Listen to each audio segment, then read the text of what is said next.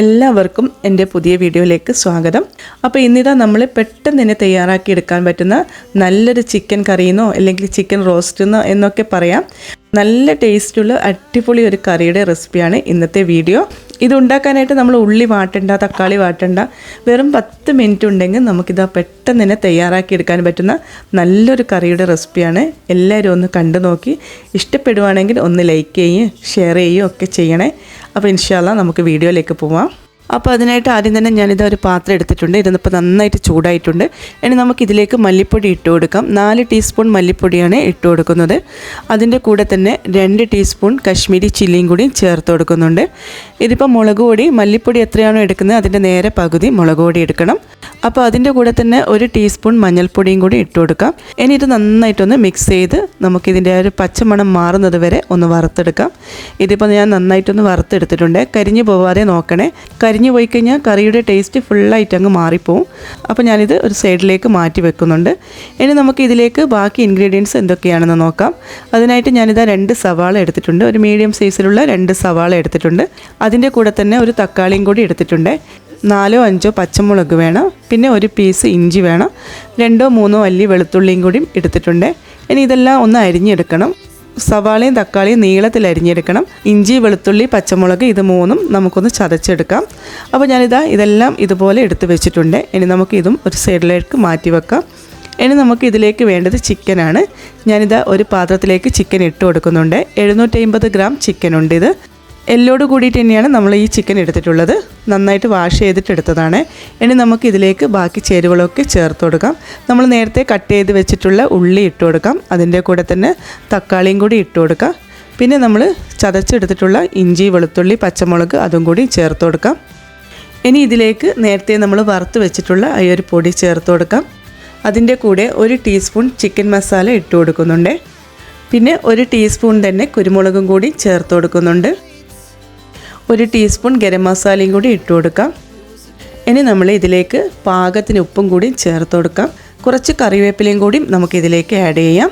അപ്പോൾ ഇനി നമ്മളിത് കൈ വെച്ച് നന്നായിട്ടൊന്ന് കുഴച്ചെടുക്കണം. എല്ലായിടത്തും ആ മസാല ഒന്ന് ആവുന്നത് വരെ നന്നായിട്ടൊന്ന് കൈ വെച്ച് നമുക്ക് മിക്സ് ചെയ്തെടുക്കണം. ഇതിലേക്ക് ഞാൻ ഒട്ടും വെള്ളമൊന്നും ചേർത്ത് കൊടുത്തിട്ടില്ല.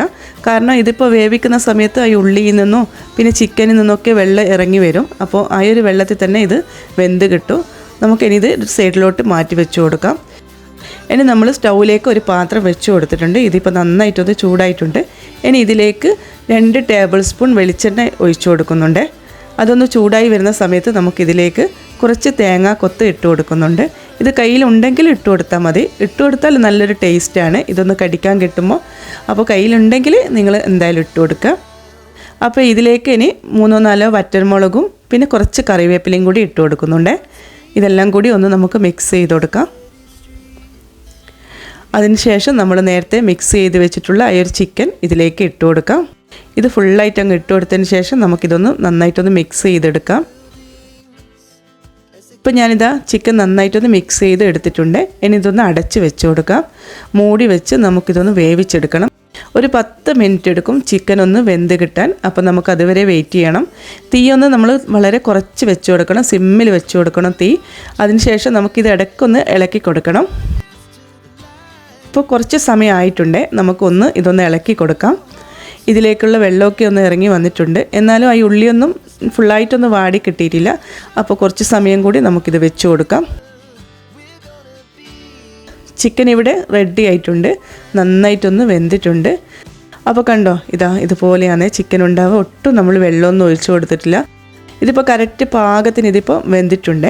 ഇനി നമ്മൾ ഇതിലേക്ക് വെറുതെ ഒരു ഭംഗിക്ക് വേണ്ടിയിട്ട് പിന്നെ ഒരു ടേസ്റ്റിന് വേണ്ടിയിട്ടും നമ്മളിതാ ഒരു തക്കാളി വലുതായിട്ട് തന്നെ അങ്ങ് കട്ട് ചെയ്ത് ഇട്ട് കൊടുക്കുന്നുണ്ട്. അതിൻ്റെ കൂടെ തന്നെ ഒരു 2-3 പച്ചമുളക് നീളത്തിൽ കട്ട് ചെയ്തിട്ട് അതും ഇട്ട് കൊടുക്കുന്നുണ്ട്. പിന്നെ കുറച്ച് കറിവേപ്പിലയും കൂടി ഇട്ട് കൊടുക്കാം. ഇതും കൂടി ഇട്ട് ഇത് നന്നായിട്ടൊന്ന് മിക്സ് ചെയ്തെടുക്കണം. അപ്പോൾ ഇതാ റെഡി ആയിട്ടുണ്ട്. കറി ഇവിടെ റെഡിയായി. നല്ല ടേസ്റ്റുള്ളൊരു കറിയാണ്. ടേസ്റ്റ് മാത്രമല്ല നമുക്ക് എളുപ്പത്തിൽ കുറച്ച് സമയം കൊണ്ട് ഉണ്ടാക്കിയെടുക്കാൻ പറ്റുന്ന നല്ലൊരു കറിയാണ്. എല്ലാവരും ഒന്ന് ട്രൈ ആക്കി നോക്കണം. അപ്പോൾ വീഡിയോസൊക്കെ നിങ്ങൾക്ക് ഇഷ്ടപ്പെടുവാണെങ്കിൽ എന്തായാലും ഒന്ന് ലൈക്ക് ചെയ്യുകയും പിന്നെ നിങ്ങളുടെ ഫാമിലി ഫ്രണ്ട്സിനൊക്കെ ഒന്ന് ഷെയർ ചെയ്ത് കൊടുക്കുകയും ചെയ്യണേ. അപ്പോൾ ഇതിപ്പോൾ നെയ്ച്ചോറിൻ്റെ കൂടെ ആയാലും പിന്നെ നമ്മുടെ നല്ല പച്ചരി ദോശയില്ലേ ആ ദോശൻ്റെ കൂടെയൊക്കെ കഴിക്കാം. നല്ലൊരു ടേസ്റ്റുള്ള നല്ല കറിയാണ്. എല്ലാത്തിൻ്റെ കൂടെയും നമുക്കിത് കഴിക്കാൻ പറ്റും. ഇൻഷാ അല്ലാഹ് നല്ലൊരു വീഡിയോ ആണ്. എല്ലാവരും കണ്ട് ഒന്ന് സപ്പോർട്ട് ചെയ്യുക. ഇൻഷാ അല്ലാഹ് ഇനിയും നല്ലൊരു റെസിപ്പിയുമായിട്ട് നാളെ വരാം.